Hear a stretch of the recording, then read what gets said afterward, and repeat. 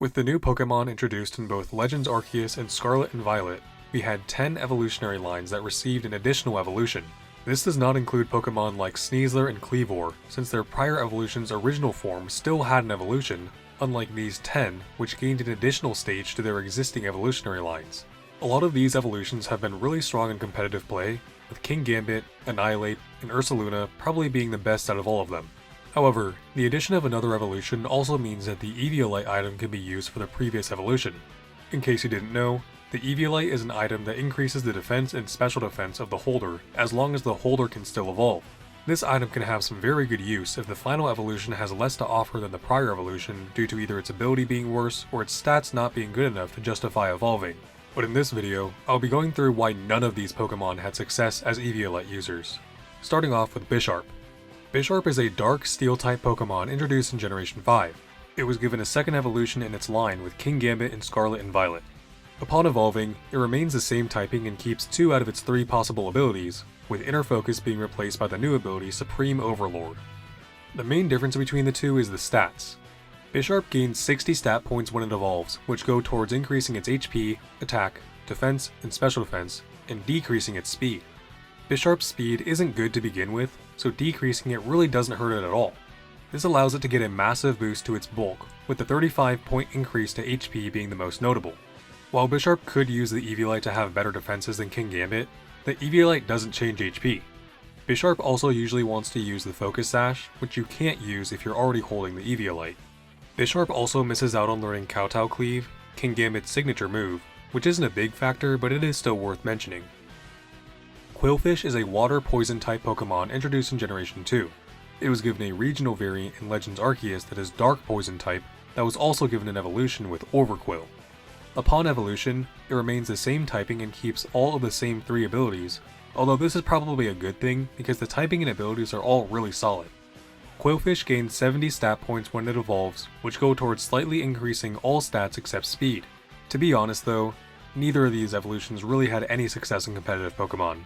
Overquill just doesn't quite get its stats buffed enough to be good, and Qwilfish's stats are so bad to begin with that using an Eviolite doesn't really do much. Ursaring is a normal type Pokemon introduced in Generation 2. It was given a second evolution in its line with Ursaluna in Legends Arceus. Upon evolution, it gains the ground typing and keeps 2 out of its 3 possible abilities, with Quick Feet being replaced by Bulletproof. The main difference between the two is the stats. Ursaring gains 50 stat points when it evolves, which go towards increasing its HP, attack, defense, and special defense, and decreasing its special attack and speed. Since Ursaring is a slow physical attacker, losing stat points in special attack and speed does not hurt it at all. Losing these stat points allows for Ursaluna to be a very slow but strong, bulky attacker. Since Ursaluna likes to use the Guts ability, its item slot is almost always going to be taken up by the Flame Orb. Ursaring has the same game plan as well since it also gets Guts, but if it holds the Eviolite, it can't hold the Flame Orb. Ground is also just a great offensive typing that Ursaring misses out on, since it doesn't get stab on powerful moves like Earthquake and Headlong Rush. Duraludon is a Steel Dragon type Pokemon introduced in Generation 8. It was given an evolution with Archaludon in the Indigo Disc DLC of Scarlet and Violet. Upon evolution, it remains the same typing and keeps its signature hidden ability Stalwart, but it has 2 different abilities in Stamina and Sturdy.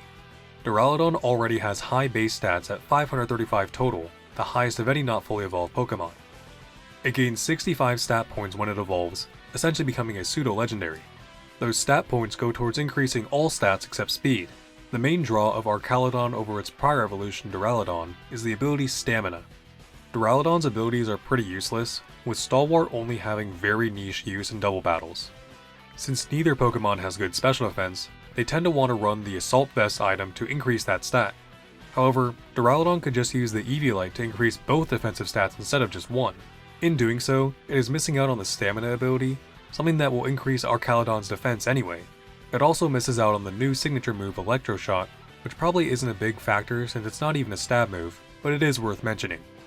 Stantler is a normal type Pokemon introduced in Generation 2. It was given an evolution with Weirdeer in Pokemon Legends Arceus. Upon evolution, it gains the Psychic type and keeps all of the same 3 abilities. It gains 60 stat points, which go towards increasing all stats except speed, which is decreased by 20. This is another case where neither evolution is really any good. While they do both get 2 good abilities in Intimidate and Sap Sipper, the stats are just not cutting it. Stantler with the Eviolite becomes decently bulky, but it has no good supporting moves and no good way to deal damage. Weirdeer was given an awkward mixed attacking stat spread, which it doesn't even get to take advantage of with its 0 special moves learned through level up and very poor speed stat. Primeape is a fighting type Pokemon introduced in Generation 1. It was given a second evolution in its line with Annihilape in Scarlet and Violet. Upon evolving, it gains the Ghost typing and keeps 2 out of its 3 possible abilities, with Anger Point being replaced with Inner Focus. It gains 80 stat points, the most so far, which go towards increasing HP, attack, defense, and special defense, and decreasing special attack and speed. Since Primeape is a physical attacker, losing stat points in special attack doesn't hurt at all, and losing 5 in speed in exchange for increased bulk is a very good trade. The main draw of Annihilape over Primeape is the Ghost typing. With the new very strong signature move Rage Fist, Annihilape hits very hard since it gets Stab, something that Primeape lacks. With Annihilape's great bulk, particularly its HP, an item like Leftovers is great to help set up with a move like Bulk Up, something you can't do if you're already using the Eviolite item. Girafarig is a normal Psychic type Pokemon introduced in Generation 2. It was given an evolution with Farigiraf in Scarlet and Violet. Upon evolution, it remains the same type and keeps its hidden ability, but it has 2 new abilities with Cudchew and Armor Tail.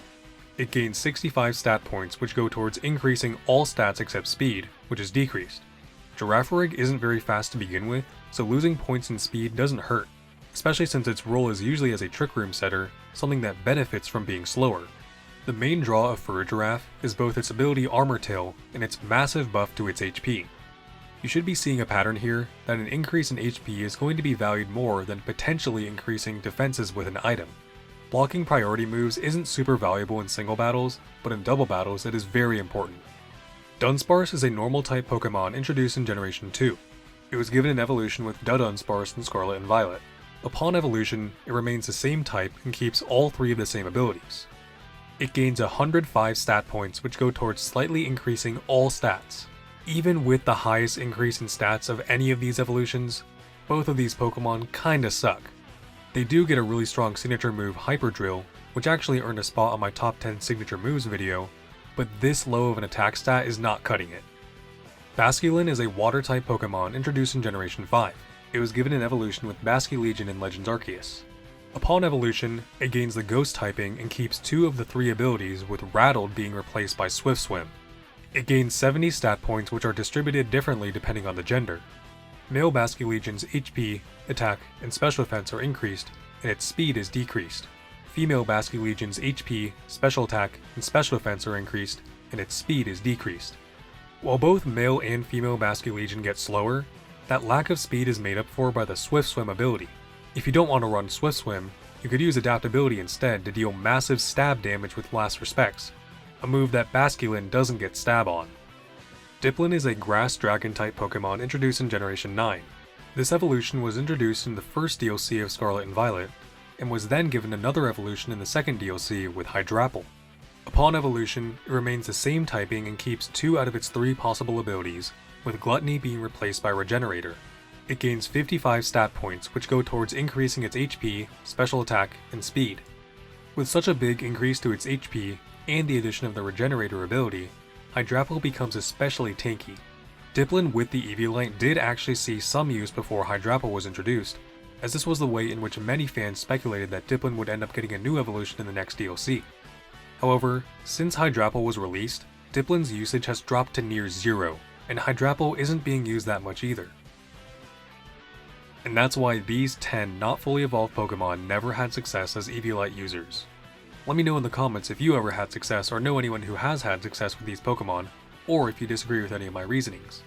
Other than that, I really appreciate if you made it all the way to the end of this video. Thanks for watching.